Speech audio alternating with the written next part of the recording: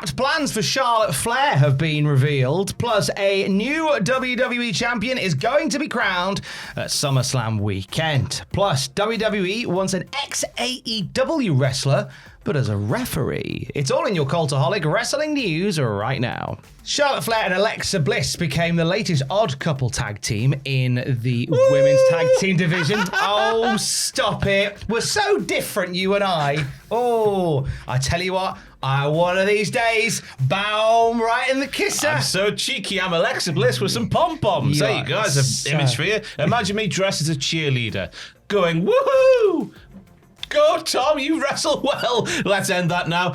Apparently there was going to be a singles match between Charlotte Flair and Alexa Bliss at SummerSlam, but Wrestling Observer are reporting that's been scrapped because Charlotte Flair was like, my goodness me, for the first time in my career, are you still thinking about the cheerleader thing? Might be, yeah. Sorry, I'm back. Imagine when I bend over, Tom, and my bare bottom comes out the bottom of my skirt.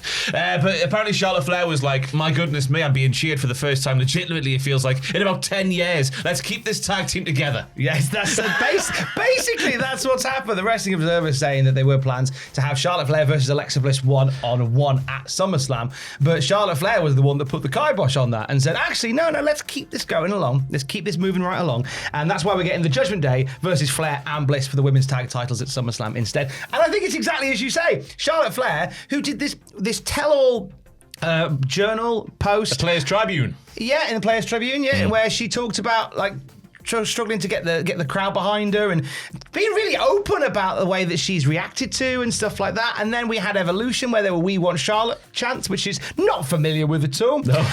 And she went, I don't want to no, because the moment that this goes down, I'm a heel again. Yeah. And that's the thing. Whenever there is a breakup in a team, doesn't matter who attacks who, Charlotte's always a de facto heel. We saw it with Becky Lynch when she attacked Charlotte Flair and the crowd went wild.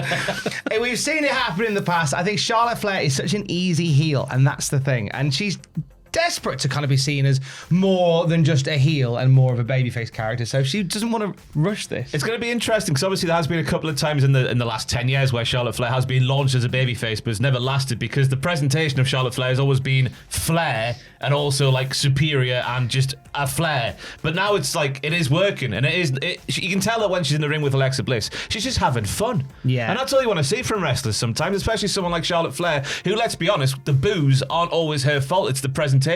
Yeah. Like, when she got shoehorned into the WrestleMania feud with Becky and Ronda, that was just Vince McMahon going, let's have her in the match. No one want her in the match, but what's she meant to go? No. Exactly. What's she going to say to that? Yeah, she's been a bit of a hiding to nothing in terms of how she's been presented over the years, and I think now that she's finally riding this crest of a wave of fan popularity, she's died a mad rush to get rid of it. Yeah. So, and I don't blame her as well. And this is also a story where if you tell it the right way, we might even find a situation where when the turn and the break does finally happen, people might rally behind Charlotte.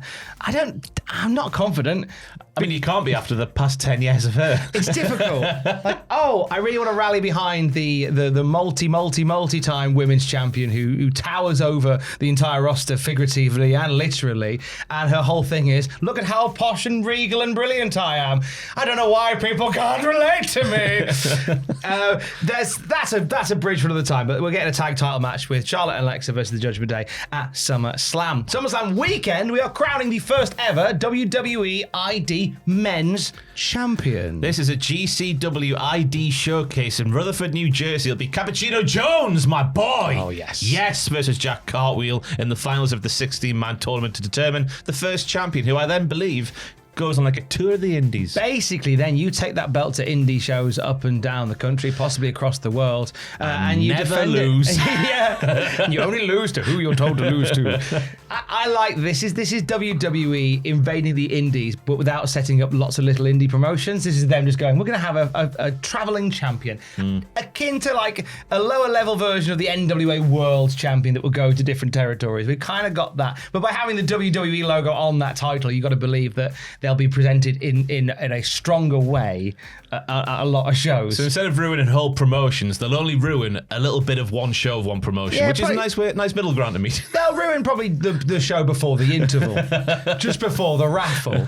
I mean, I can see. I know a lot of promoters who have already said like, we want to be the first people to do the WWE ID show in the ID title matches in the UK. So we know there's that desire to have that WWE scratch logo, whatever it's called now, on a poster. The reality logo, Tom. The reality logo. We're in the reality era. Oh, is it still the reality era? The Netflix era, whatever. The Netflix era, whatever. Because it used to be the scratch logo, but it's not really a scratch anymore, is it? It's not a scratchy. Diamond cut things now. It's too clean cut now.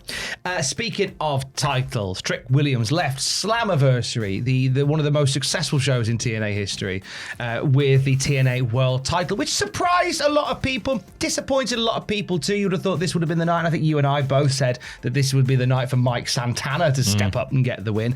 Not the case, but TNA President Carlos Silva was on the Battleground podcast, and he was asked how he feels and how he reacts to fans' disappointment that WWE talent are now holding both major TNA world titles. How do you respond? He starts. You respond that I understand and I get it. He's being very profound in his start.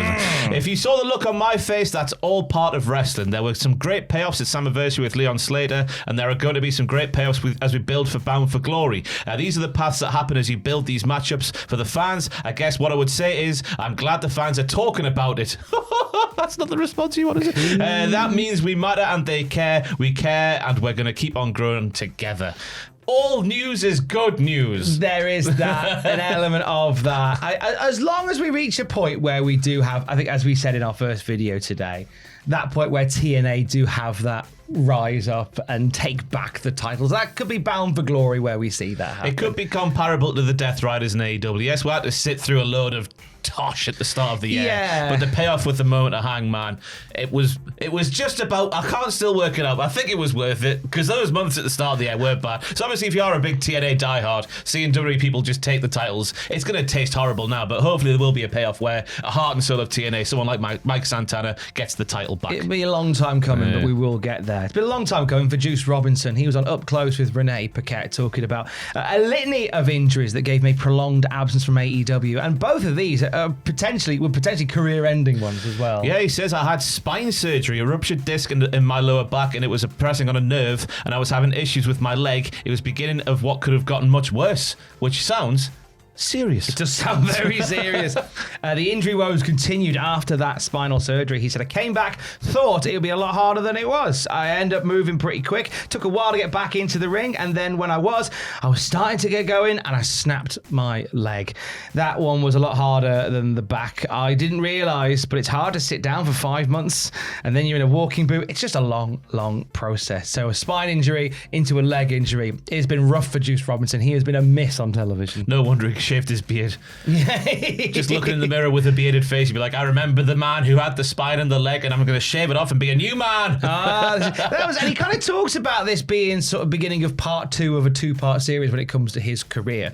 He said that first part is now done, and he says, like, what do I want to achieve now for the rest of my career? I've probably got about the same amount of time left. So Juice Robinson's going to come back very much on a mission, and I'm excited for him. I think he's great. I think it's so sad to say that after 17 years somebody still is underrated, but I still think he's underrated. But he's never really been the focal point of anything so far, has he, really, in the Except grand scheme of things? Except when that camera panned round during the Guns entrance. Yeah, but he's so easily likeable. He's so different to most of what we see on like sort of AEW programming at the moment. So him and the Guns together just works as a thing. Get Jay White back in there, then we're all systems go. Why the hell not? Systems go. You might have seen this one popping up and doing the rounds around the place. Layla Hirsch, who left AEW at the start of this year, has had an interesting proposal, according to Fightful Select, from WWE. Not a wrestling-based proposal. Yeah, though. Fightful is saying sources within WWE tell Fightful that they have reached out to Layla Hirsch about a potential tryout with the company as a referee. We're told that some in WWE had heard about the communication mid-June, but we haven't learned if it was accepted or if the tryout has already happened. Now, this is a slap in the face, Tom. This is Layla Hirsch. Her grind is legitimate. Her look is different. Everything about her works in professional wrestling. She just needs to be showcased, not a referee. I know she's small, but that doesn't mean you have to be a referee. I think that's the thing that WWE have noticed here. Yeah, you think? WWE don't like tall referees. That's a known thing. There are 2 guys who are very prominent on the UK indie scene who were both offered WWE contracts as referees and both turned them down. So Warwick Davis and who?